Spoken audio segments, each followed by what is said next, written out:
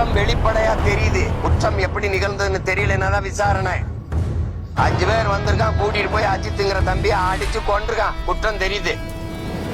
குற்றச்சாட்டு வந்து நகையை எடுத்துட்டாருங்கிறதா.